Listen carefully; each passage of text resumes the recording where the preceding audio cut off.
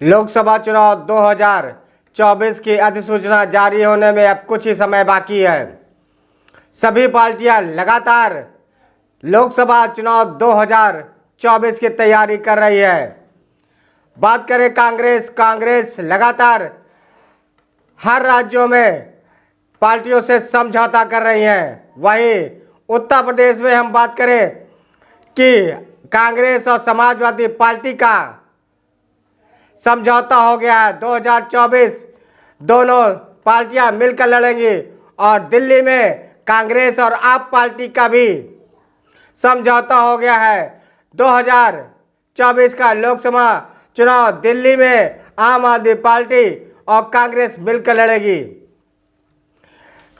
सत्तारूढ़ भारतीय जनता पार्टी भी 2024 के मिशन को विजय और भारतीय जनता पार्टी तीसरी बार अपनी सरकार बनाने के लिए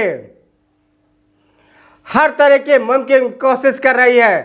प्रधानमंत्री नरेंद्र मोदी ने एनडीए के 400 पार का नारा दिया है और 2024 लोकसभा चुनाव में 400 पार करने के लिए कहा जाता है कि उत्तर प्रदेश से ही लोकसभा की 80 सीटों पर विजय हासिल करने के लिए भारतीय जनता पार्टी लगातार प्रयत्न कर रही है और उत्तर प्रदेश की क्षेत्रीय पार्टियों से समझौता कर रही है। इसी के तहत शनिवार को गृह मंत्री अमित शाह और राष्ट्रीय लोकदल के अध्यक्ष जयंत चौधरी के बीच मुलाकात होती है और दोनों पार्टियों के समझौते के आधिकारिक ऐलान किया जाता है। जबकि भारतीय जनता पार्टी ने 195 प्रत्याशियों की लोकसभा चुनाव की पहली लिस्ट जारी कर दी है और लोकसभा चुनाव में एनडीए 400 सीट का आंकड़ा पार करने के लिए उत्तर प्रदेश की 80 सीटें जीतने के अपने मिशन को कामयाब करने के लिए लगी हुई है।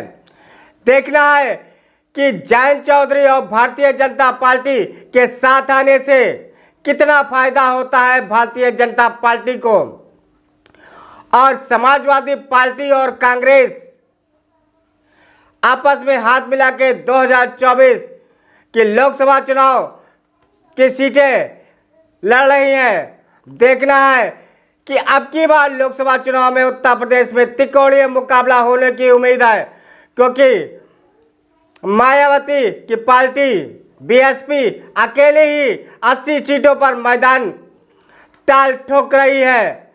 हम बात करेंगे जयंत चौधरी की मिशन 2024 में वो भारतीय जनता पार्टी राष्ट्रीय लोकदल ने शनिवार को एनडीए में शामिल होने की आधिकारिक घोषणा हो गई है। राष्ट्रीय लोकदल के राष्ट्रीय अध्यक्ष जयंत चौधरी ने शनिवार को दिल्ली के केंद्रीय गृह मंत्री अमित शाह और भारतीय जनता पार्टी के राष्ट्रीय अध्यक्ष जेपी नड्डा से भेंट की और अमित शाह ने जयंत चौधरी को एनडीए परिवार में शामिल होने का स्वागत किया।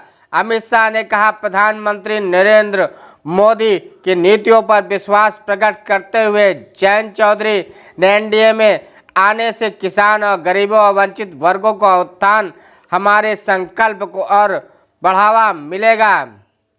लोकसभा चुनाव 2024 के एनडीए के 400 सीटों के आंकड़े पार करने का अमृतकाल में विकसित भारत के निर्माण के लिए कटिबद्ध है। जेपी नड्डा ने अपने इंटरनेट मीडिया एक्स पर लिखा कि राष्ट्रीय लोकदल के अध्यक्ष जयंत चौधरी के एनडीए परिवार में शामिल होने के निर्णय का स्वागत करते हैं। पिछले लोकसभा चुनाव की बात करें तो राष्ट्रीय लोकदल सपा और बसपा से गठबंधन पर ताल ठोकी थी। अब राष्ट्रीय लोकदल 3 सीटों पर चुनाव लड़ी थी। बागपत, मुरादाबाद और मथुरा पर इन तीनों सीटों पर भारतीय जनता पार्टी के प्रत्याशियों से उन्हें हार का सामना पड़ा था।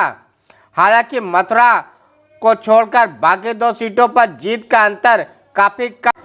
पश्चिमी उत्तर प्रदेश, सहारनपुर, बिजनौर, नगीना और अमरोहा सीट बसपा के खाते में थी। राष्ट्रीय लोकदल भाजपा के साथ है और उनके खाते में 2 सीटें बागपत और बिजनौर आई है। बागपत में राष्ट्रीय लोकदल के अध्यक्ष जैन किसी भी पुराने कार्यकर्ताओं को टिकट दे सकते हैं। बिजनौर से गुर्जर चेहरा पर दांव खेला जा सकता है। भाजपा और राष्ट्रीय लोकदल के साथ आने से पिछले चुनाव में जाट मतों के बिखराव को रोका जा सकेगा। समाजवादी पार्टी के खाते में बागपत है, जहां अखिलेश यादव ने मनोज चौधरी को लोकसभा प्रभारी बनाया है। अगर मनोज को ही टिकट फाइनल होता है तो जाट प्रत्याशियों के रूप में राष्ट्रीय लोकदल वोट बैंक सेंध लगाने की कोशिश करेंगे। राजनीतिक जानकारों का मानना है कि कैराना, मुजफ्फरनगर, नगीना, रामपुर, संभल, अल्मोहा, मुजफ्फरनगर, बुंदेलखंड, मथुरा, आगरा जैसे सीटों पर राष्ट्रीय लोकदल भाजपा की डगर को आसान कर सकता है। या तो 2024 के लोकसभा चुनाव के बाद ही पता चलेगा कि राष्ट्रीय लोकदल के भारतीय जनता पार्टी के साथ हाथ मिलाने से भारतीय जनता पार्टी को कितना फायदा होगा।